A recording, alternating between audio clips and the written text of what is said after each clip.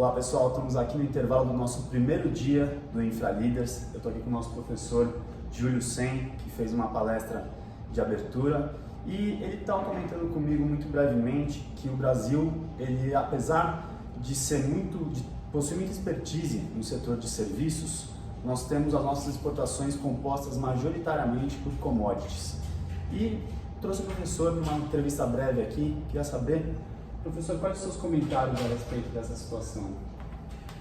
Brazil is very active in the goods, commodities and agribusiness export sector, but its potential in the services sector has never been perhaps fully realized, and that perhaps needs to be explored.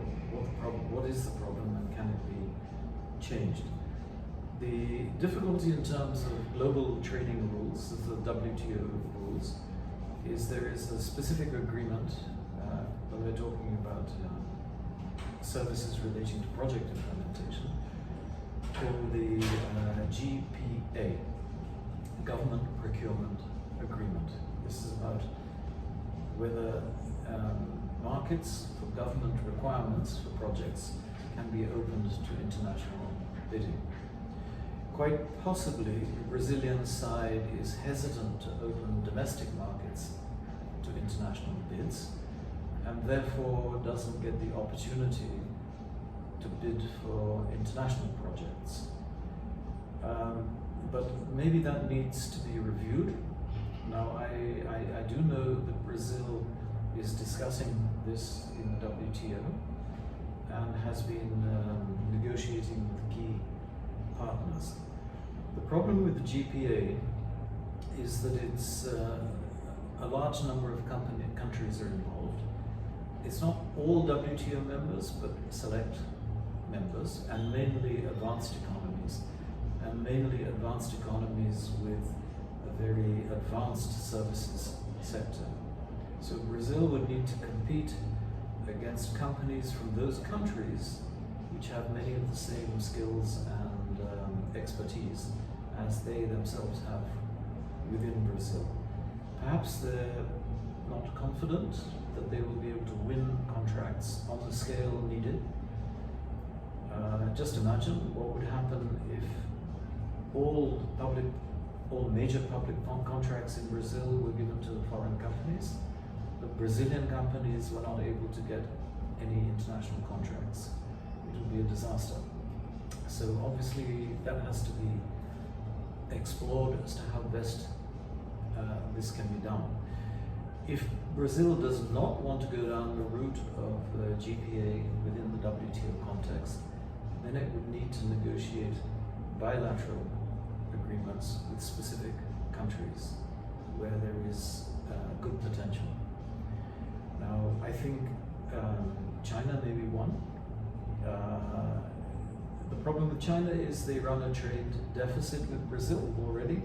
So if Brazilian construction companies also make money, then China loses twice. So they may hesitate.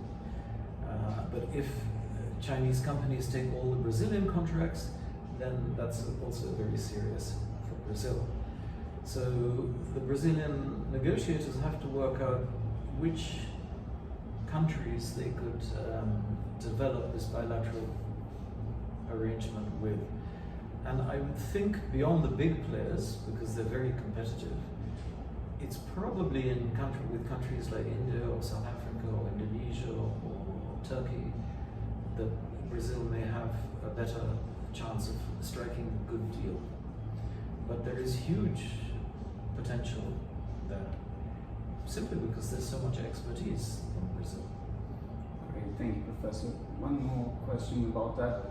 Do you believe Latin American and African markets are also targets for this competition, for like Brazilian to get in those markets and try to sell services to them?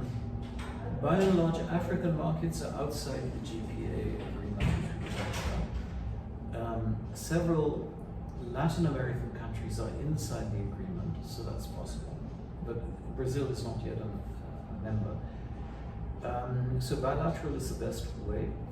If you think about it from the African point of view, they actually don't like having British, French, Dutch, those ex-colonial powers always running all projects, and they're suspicious of anyone who wants to exercise political dominance, like the Chinese or the Americans, etc. So they welcome this level of expertise. Culturally and linguistically, Angola and Mozambique, because of Portuguese, may be a good place to start, but I don't know whether that is already happening or could happen. But I would think Africa is a good possibility.